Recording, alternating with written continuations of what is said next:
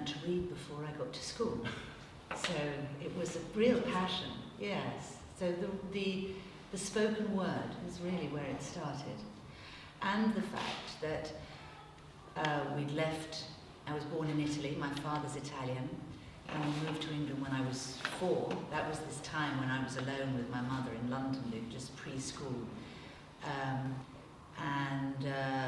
So I was used to this split family, which was like a split personality. I mean, I started to visualize these concepts before I could, put it into the words I'm putting it into now. But I realized quite clearly by the time I was about 8 years old that when I went to Italy and was in my dad's world and the Italian family or the crazy art world that he was an art dealer, and the crazy artists and flamboyant people, and speaking Italian, I was a different person to the one who I was in England with my mother, and then going to a school in Haywards Heath in Sussex. I went to primary school there, and that's when I realised, this is weird, because I'm here and I can play this part of being at primary school in Sussex and the English world, and the way that I remember when I would travel back to England from Italy, I thought, well, at least that part of England, Sussex, going from Gatwick Airport down to Haywards Heath, where all the houses were in a little row, like in Toy Town. It felt like I was, coming back to Toy Town, where everything worked and everything was kind of calm and ordered. And when I went to Italy, it was Milan, and it was vibrant and crazy and chaotic, and there were trams, and we had sort of freedom in a city, and it was quite different. So I realized that I wasn't just speaking a different language when I was in the different countries. I was saying different things. I was having different thoughts, and there was a different de rigueur about life there. So it's not just being two different people, but it's realising that there are more than one person inside you, is it? That depending on where you are and who you're with, you can be different people. I want to be careful what I say here, because I don't want to be carried off. Call the ambulance now. You can be different people in different contexts, and that's part of life's richness. Well, what I've noticed, which is very curious, is that I think that a lot of actors, an enormous number of actors who I've got to know, had peripatetic childhoods. A lot of them had those kind of fathers who had jobs in diplomacy or in the military, and had to reinvent themselves with different languages or different schools, different countries, having to survive when you change school, and get the wits about you to adapt and fit in, to quickly learn what the behaviour, what the dialogue, what the cool thing is. I think it's not. I think my observations are that it's a more common thing amongst actors than in other professions. So, I mean, you did ask me how did I begin. So I've gone into something quite sort of deep and detailed there. I think it is a very core thing with me, because it's kept me going. If you find your vocation if you identify it when you're 8 years old, then you're probably going to grow and change and find another. You're going to lose. You're going to change your mind. I mean, when I was 8, I knew I would say I want to be an actress, and my friend would say she wanted to be a hairdresser, and the other friend would say she wanted to be an air hostess, and the other one would want to be a princess. So, they weren't real things, but mine was real, and it stayed. And my reasons for it, or my understanding of it, or the practical reality of it, has obviously evolved and changed. But I feel very lucky that the core vocation still remains the same. And then you ended up at Bristol Belgrade Theatre School. Yes, I auditioned for a lot of drama schools. I find it quite strange when I meet young people today who are wanting to go to drama school. Not just today, back then as well. When I went to drama school, I notice it's very common for people to decide which school they want to go to and audition for that school. You know, they do their research and they think Bristol is the one, or Drama Centre is the one, or I have to go to East 15. And they only audition for that. Now, auditions are expensive and they are harrowing. My attitude was, I'm going to audition for 7 drama schools, all of them at the time. I'm going to audition for all of them, partly because I'm desperate to go to drama school and it's very hard to get in and there's a lot of competition, so I want to make sure that I get a place at a drama school. It doesn't matter which.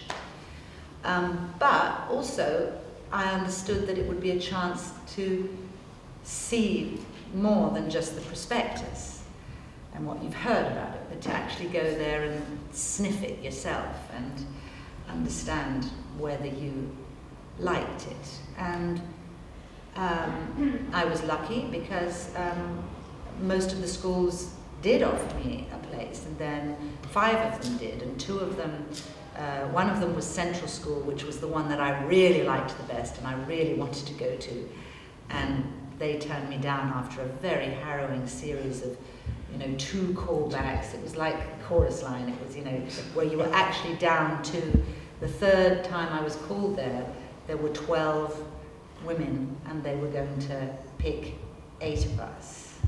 And so the rejection was kind of very deliberate and exposed and difficult. But the 7th one was one where the whole interaction with them was so dysfunctional that I didn't want to touch them with a barge pole after, getting to go through I didn't even get to, shall I tell you the story? Is it boring? You, some of you are interested in drama. So Drama Centre, I paid the money. It was the most expensive one. I'm talking about 1979. It was £20 to audition, which, did you know that, I've heard that to work out inflation, you double the amount every 7 years. So I guess I can't do my maths right now, but 1979, we're talking about over 100. 30 years ago, so 4 times. Okay, come on, who's going? What? 80. No, again. 160. Yeah, I think so. I think, yeah, it's like, it was a crazy amount of money. And I'm talking about the others were £5, this one was 20. And like all of them, the small print says, we'll only give you 1 date, and I'm sorry, but it can't be changed. They didn't want to have the facility to have to deal with people who were not available for this. So the letter arrived, I hear it arrive on the doorstep, I rip it open, it's Drama Centre, and I'm going to get my audition. I look at it and I can't go on that day. I know, it's a month ahead, and I know that I'm not going to be there because I'd left school and I was working, and I had a job and I couldn't be there. So I immediately went from the doormat to the telephone and phoned them and said, I'm sorry, I can't make it that day. And the guy said, well, we're terribly sorry, but we don't change days. I said, I paid £20. I'm not going to, you give me back the money at least. And he said, just look at it this way. You have a 1 in 150 chance of getting a place. Just look at it as a saved journey. So I just thought, well, fuck, Drama Centre. I don't want to go there. Thank you very much. So anyway, why I was telling you that story is, I know people who try for one school and then they lose a year because they don't get in, and then they try again. And I think, really look at it as a huge investment financially, but look at the various possibilities so that you can feel I don't want to deal with that person, and I don't want to have to, I don't like this place, or I like this one more than I expected. And I find that's useful in that same attitude I use when I'm going to auditions and interviews for things, is you can feel very insecure and sort of powerless when you're going for a job. The person you're meeting, or the panel of people that you're meeting, they have the power, they're scrutinizing you, and it can make you feel intimidated and fearful and nervous. And I try to tell myself that I'm interviewing them. I'm going to see, out of curiosity, who are these people? What is this project they're doing? Does it interest me? Do I have a good feeling about this director? Would he be good to work with? Because he's thinking those things about me. But that's what makes it unlike an interview situation or an audition situation, is then it puts you at a disadvantage if it's unlike a normal meeting. That's the element that takes it away from being a normal encounter with another human being, is that they've got all the cards in their hands and you've got nothing. There's a follow-on to that about not being afraid to actually turn down work. Exactly. Because the funny thing is, I've found that generally, when there is a good feeling, it's mutual. And when there's a bad feeling, it's mutual.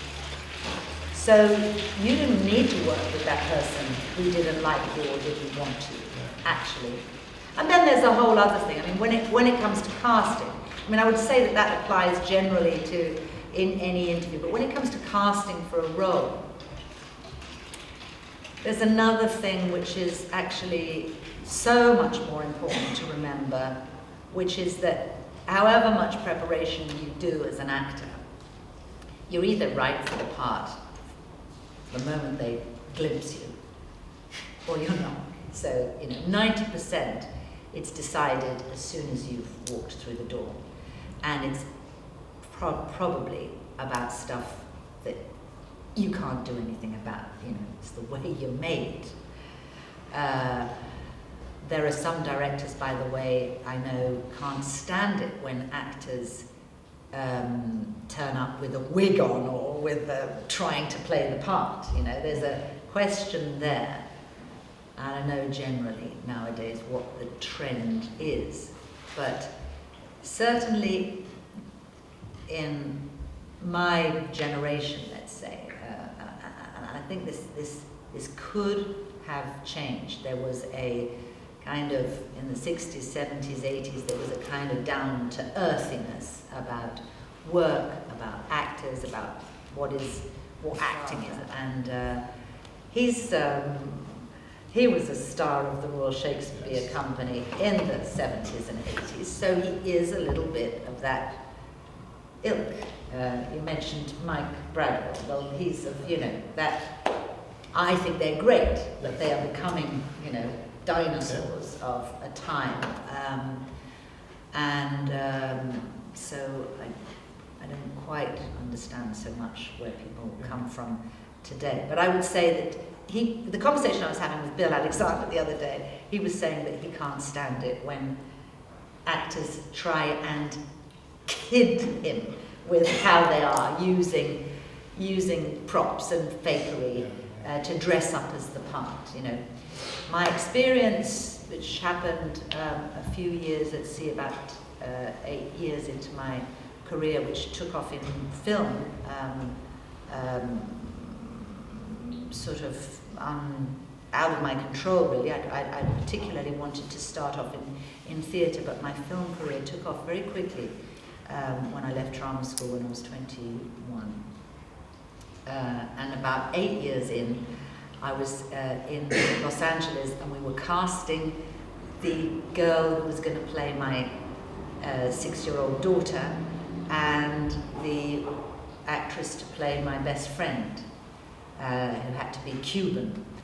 And the experience of sitting the other side of the casting couch really, not couch by the way, there are not too many couches these days, the table, was enlightening for me, because I realized that there'd been a selection that the casting director had brought in of women around their mid-20s, early 30s, to play my Cuban friend.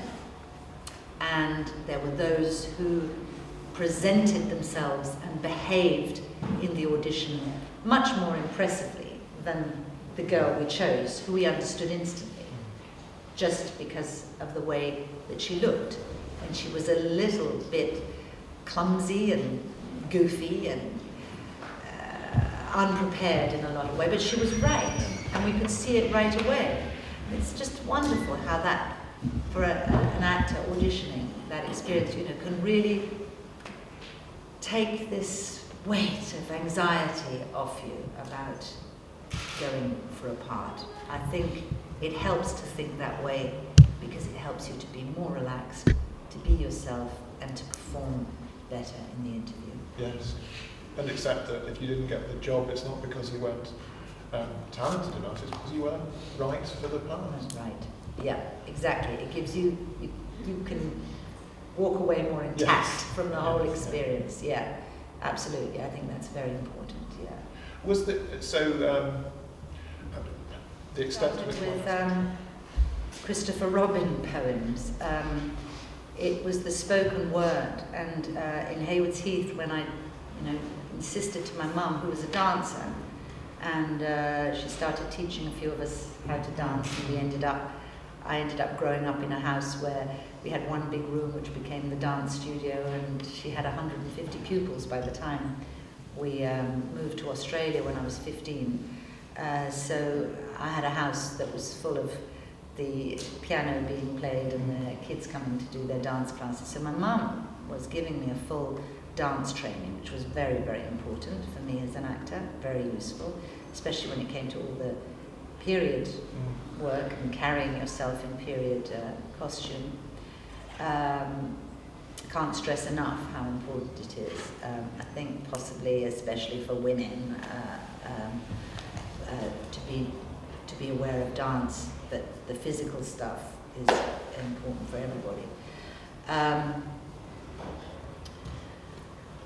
So I insisted to my mum that I wanted to do acting, and one of the reasons also, apart from telling the anecdote about Italy and England, she did go to the theatre a lot, and she usually went to dance, but she realised that I enjoyed to see theatre, and by the time I was 11, it was much easier for her to take me with her to the theatre than to pay for a babysitter. So I saw a lot of theatre, and the theatre was the world that made me think, I want to be up there, and the whole thing drew me in ways that I can't even, put into words. At the same time, when I was 11, 12, 13, I was going to see films. I loved going to see films, but I wasn't thinking, I could do that, I could be up there. I wasn't thinking it at all. It was weird. It was quite gauche of me, really, because I kept it completely separate.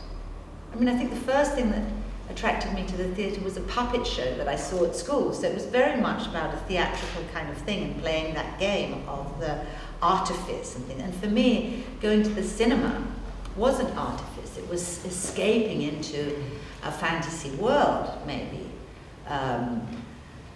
Julie Christie and Omar Sharif in all those Siberian wastelands, Dr. Zhivago when I was 13, and Far From the Madding Crowd, again with Julie Christie being a nice woman who can't resist being rogered by Alan Bates in a haystack. It taught me everything I needed to know about sex.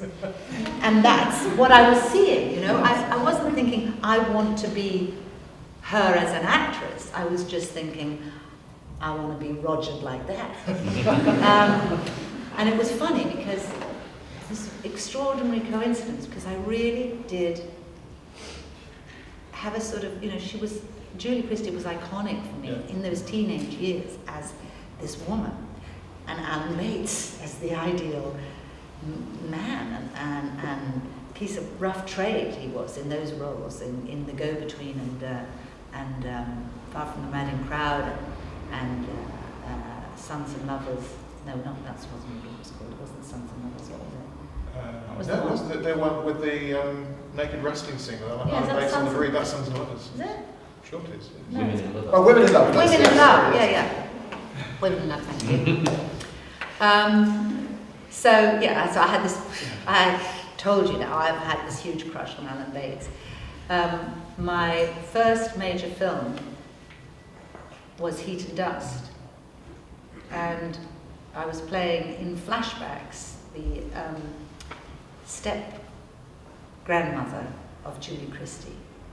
So I arrive in Hyderabad in Andhra Pradesh to do my first big lead role, and Julie Christie puts her hand out to me and says how pleased she is to meet me, and I think my ears were ringing. I probably couldn't speak because I'm just thinking, but this is, my icon as a woman, and actually it felt completely normal because I knew exactly what she looked like and how she spoke and what her face looked like and so it just felt like, one of those icons who appears in your dreams was just, as much as she's in my subconscious life, there she is in my real life standing in front of me, perfectly normal.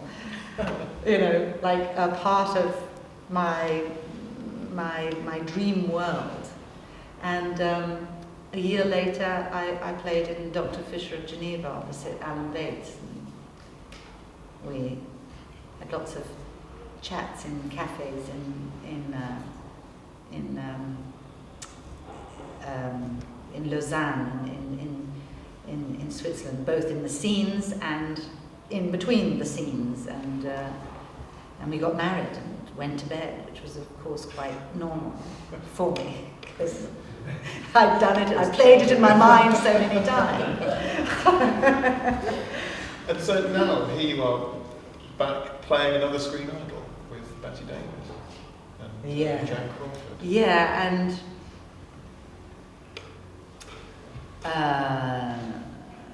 I think I could write a book about the difference between film acting and theatre acting and the similarity.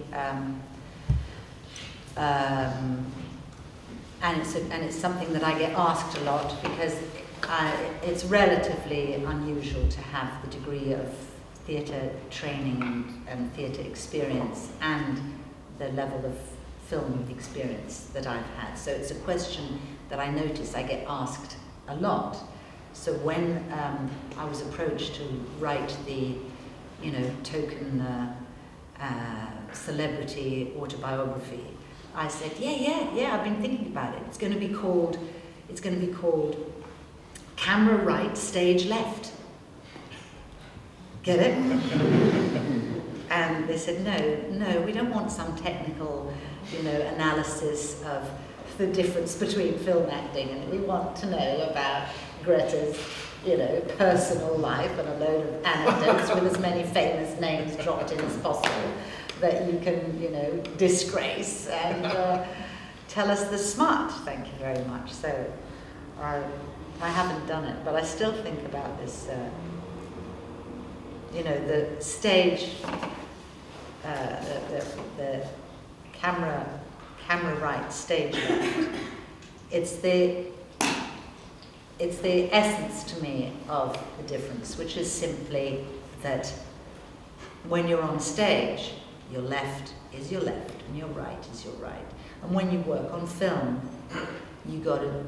they're the ones who are driving the boat, and everything you do is monitored and inhibited in a way by the technical side of the film making. So you're never in the driving seat.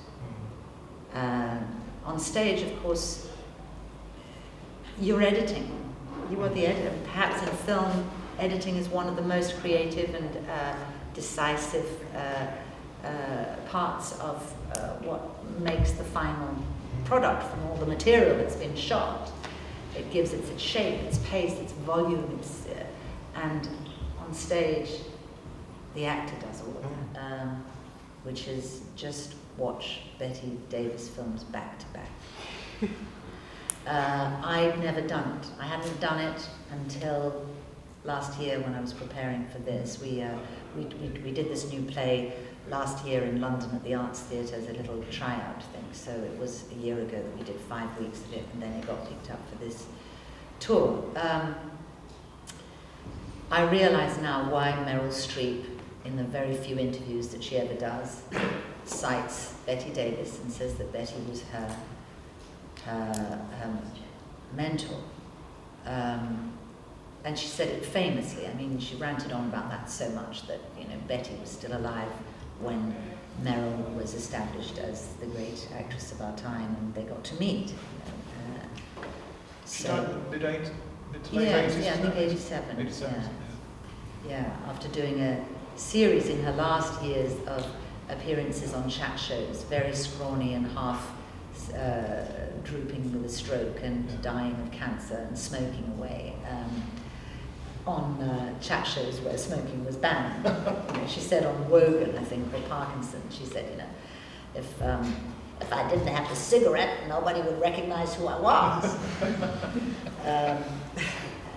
And so in those last years, she enjoyed going around the world doing chat shows because there was something that had stayed, that had cemented her as the great revolutionary actress. Now, what made her revolutionary, and why, I mean, you know, having been aware for years now of a few of the better-known Bette Davis films, I hadn't really noticed until I saw them back to back that there is a strand that goes through that is it becomes so apparent of her total immersion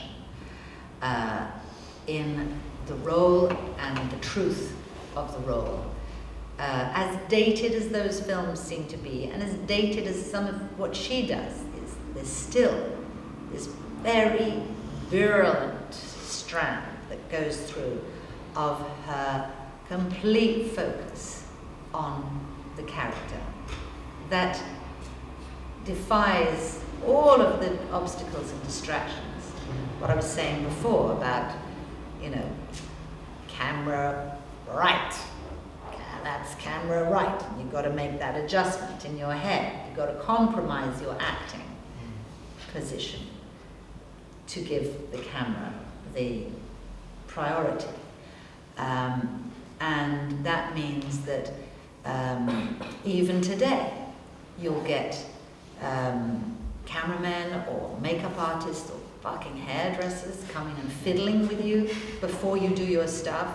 And there's all these myriad people working on a film set who, of course, you know, if you're like me, you want to be nice to everybody. You want to allow them to do their stuff. You want to have good relationships. You want to work feeling that everybody likes you and stuff, which means that you can suffer from people who are too busy doing their job to realize, to understand that if you've just been pulled out of a bush backwards, you don't want to have your hair brushed just before the camera rolls. You know, most of us don't go brushing our hair every 5 minutes. So why do they still do it on film? It's to give the hairdressers jobs. It is. It's simply, and that's why they go in there and do that, because there's this convention where, what do they say? I've forgotten what they say. Okay, you know, we're about to shoot touch-ups or whatever they call it, and they go and touch you up. And to a degree that, because you're focusing on what you're doing and you're kind to these people, you allow them to do their stuff, and you don't realize. I mean, I haven't done films for a long time, not very much, but one of the recent things where I suddenly got this job and I thought, well, it's one day flying over to Hollywood and I'll do it because Jodie Foster was in this thing, and she'd asked for me, and I'd always admired Jodie Foster, so to sit a few inches from her and do a scene with her was very exciting. And it was in this thing called Flight Plan, where I had just one day work. Did anybody see that stupid film? I think it might have actually been on a flight as well. You saw it on the flight. I think she did Panic Room first. Yeah. And Panic Room was, you know, a genre thing that she did very well. She's very good at that stuff. And Flight Plan was just like a, you know, a very stupid, contrived thing that made no sense. Yeah. And of course she happens to be a trained aeroplane engineer. So she knows that if you go in the loo, you can get through the ceiling and get up into the workings of the thing. I mean, it was rubbish. So yeah, she thinks her daughter's been. Her little daughter was on the flight and has been stolen. At some point, they ask for, are there any doctors on board? And this psychiatrist appears and sits next to her and said, you know, yes, your daughter died, and sometimes when we have loss, then we, you know, something like that. So I'm called in to try and talk her through it. I've forgotten why I was telling you the story. What was the question? Why was I telling you? Jodie Foster. Yeah, Jodie Foster doing one day's shoot. You flew over. Oh yes, I know what it was. So I'm there, and there's not much chance to have to get to know people very well. I noticed the director's very dictatorial, and I noticed that he is so demanding of this actress, who is going through tears, and she's quite, I mean, she's a brilliant actress, and this is quite an emotional scene, and you know, I thought when I saw what she did in her close-up, hooray, it's in the can, we got it, that was amazing. But no, the director wanted more, and they had this dialogue between them where the way that he was tweaking and knowing that he could get exactly what he wanted when it was about a breakdown kind of moment, he got her to do it again and again and again, and she responded well, and she was quite happy to keep doing it and fine-tuning it for whatever it was. There were reams of material they had of her sobbing and involuntary gasps and fighting back the tears and then faking it that she's calming down and understanding because she just wants the psychiatrist to piss off so she can carry on working out the strategy of how she gets her child. And it was brilliant. Then typical thing is about 6 months later, when they've finished the cutting and they're doing they've done the colouring or the colour grading or whatever you call it, so they're smoothing it all together, smoothing the film together, then they're going to want the ADR, the audio digital recording. They used to call it post-syncing, and now they call it ADR, post-synchronization. That makes more sense, really. So it means where you have to go into a recording studio and you've got, do you know all about this stuff? Do you do, I don't know what you know about or how interested you are in film technique. But this is quite fun. I love this part of a lot of actors hate this because they think they can't get the performance in their voice to match the work that they did on screen. But I actually love it because I think it goes back to Christopher Robin and the spoken word is I love voice technique. I love to do radio work, and I think that when you've got the edited thing up there and you can see the real sound of your performance and the visual of your performance, but for some reason they've got to redo the sound because there was some interference or it wasn't clear, an aeroplane or a muffled or a rubbed microphone or something like that, and it needs to be cleaned up and re-recorded in a studio in London with somebody from Los Angeles on the telephone with all the gear. Nowadays, you know, they've got all the gear that they don't even have to come over to you. They can do it all digitally and through satellite, something or other. And you clean up your the soundtrack. You put the voice back on. So it's like dubbing. so it's only this little scene and this thing, but it's, it's kind of a little Hollywood reappearance for me, so it was quite important to me. And I'd gone to all this trouble to make myself look like a psychiatrist. I thought, well, they've got plenty of money, it's Hollywood. I would like to have a red-haired wig in a kind of bob tie. I knew that these people would do anything like that. There's no expense spared. And so we made me a red head with a neat hairdo, and I wanted the no makeup look, which takes a lot of work, the no makeup look on screen. Can't believe, it takes about an hour to do a no makeup look. And I wanted little gold rimmed glasses, and to seem very, very earnest and slightly condescending. So a nice little character piece for me. And it wasn't until in the ADR in London, I see the thing thrown up on the screen, that I've got this perfect glossy lipstick, which I didn't want her to have perfect glossy lipstick. She'd been on a flight. So they'd added that? No, they hadn't added it artificially. In one of those moments where you're waiting, you're about to shoot, and they say, okay, final checks, that's what they call it. They call it final checks. You get used to zoning out and focusing while somebody starts going brush, brush, brush, brush, brush, and somebody else starts coming in with a paintbrush, poke, poke, poke, poke, poke. Oh. And I don't want to have a mirror.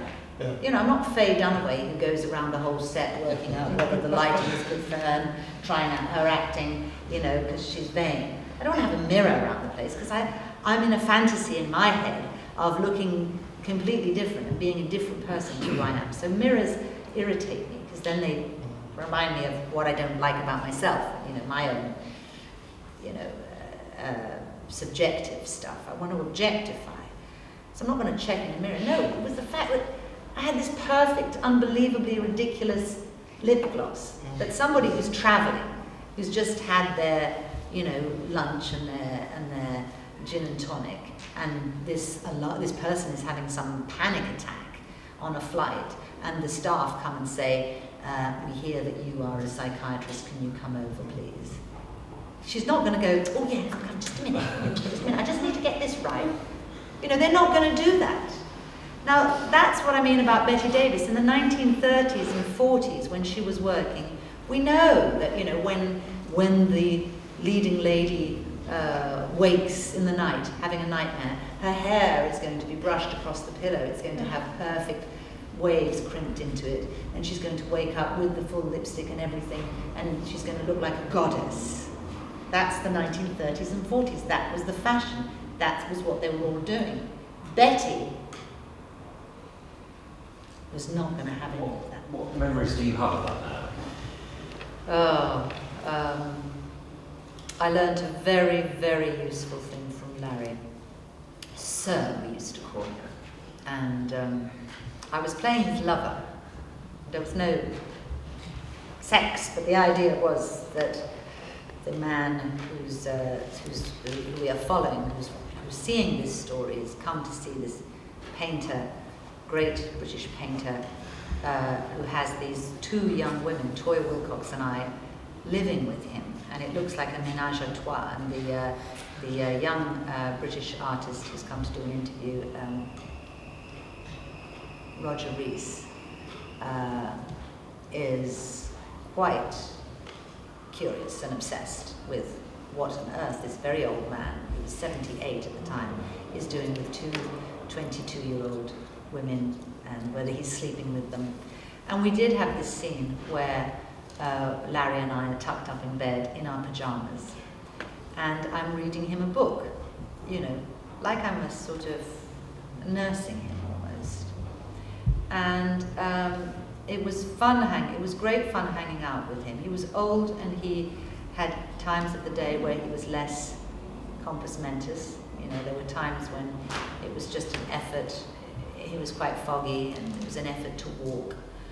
And then there were times when we were about to shoot where you just thought, he's not going to remember his lines.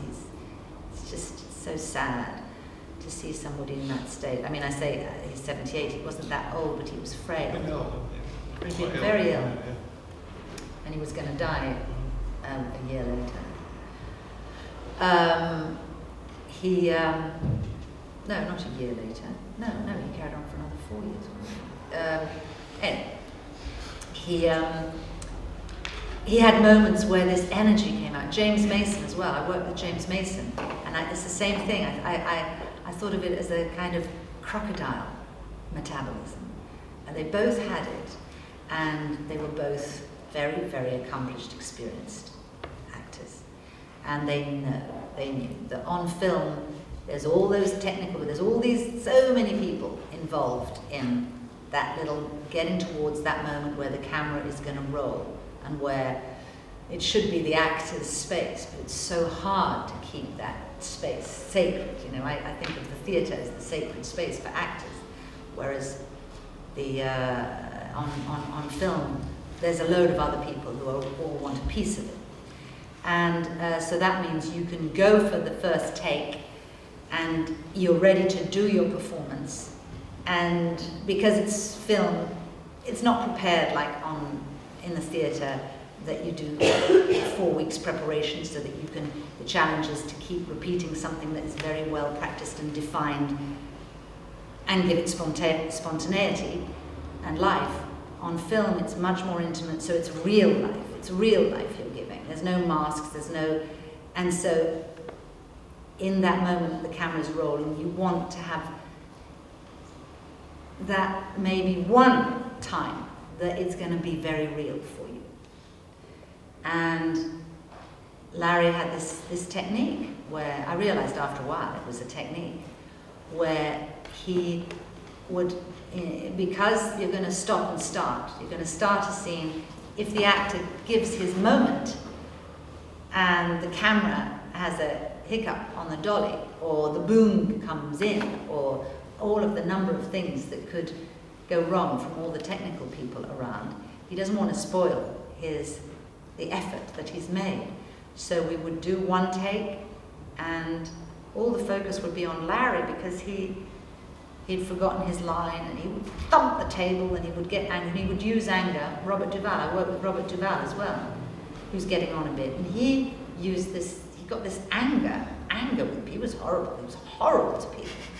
And it was as if, with Robert Duvall, he got so nasty and rude and said nasty things about people before the take, almost as if it helped his acidity, alkaline balance, you know, and to get him to be modest again so that he could be reverent about the character. You know, weird things you see. God, you see weird things. Anyway, Larry, modest again so that he could be reverent about the character. You know, weird things you see. God, you see weird things. Anyway, Larry would, he would make us all feel just desperate that he was never, you know, he was going to collapse in that moment. He was never actually going to be able to do the scene for about 4 takes. And then the 5th one, suddenly, he was brilliant.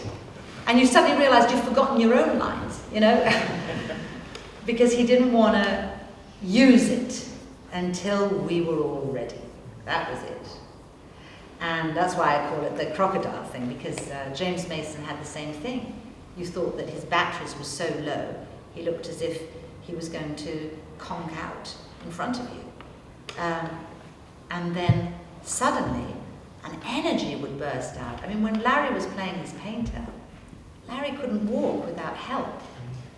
But when the camera was rolling, he could stride across the lawn, ranting and playing this character, full of energy, like you never saw in real life. I remember the same thing when he was playing King Lear on the television. Which was a year later. That was a year, yeah. And Lear has to come in carrying Cordelia, and they had to put together a whole rig system so that Cordelia was kind of supported on wires because technically he was not capable of holding her.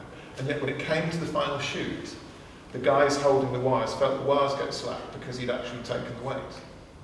Yeah, it's exactly right. It's exactly right. And I was going to tell you the thing that I learned from him was where in that scene in bed, which they're going to shoot from different angles, so it was half a day we were having a nice cozy time in pyjamas, in a nice cozy bed. It's always nice to be in a situation like that where everyone's run every day, every single day. And I was quite cute at the time, I was 22, and he said to me, "You've got nice teeth, but Vivian would knock spots off you." She was a great beauty. And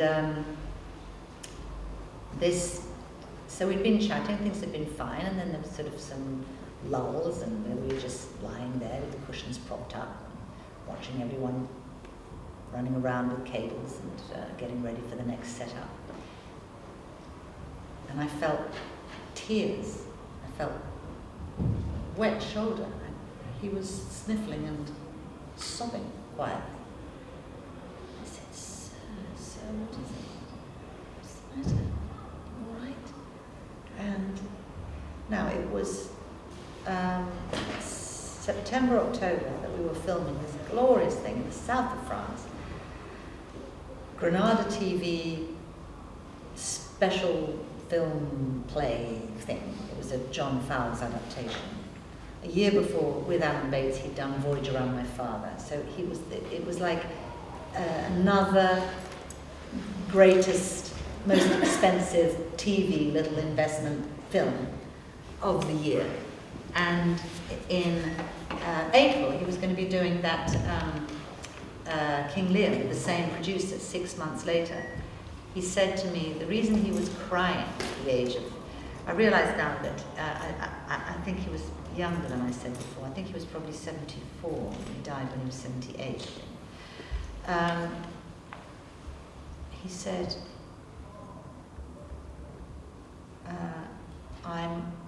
after we finish this, I haven't got another job until April. Nobody wants me anymore. Which was, I was 22 and I thought, wow, this is what can happen to actors.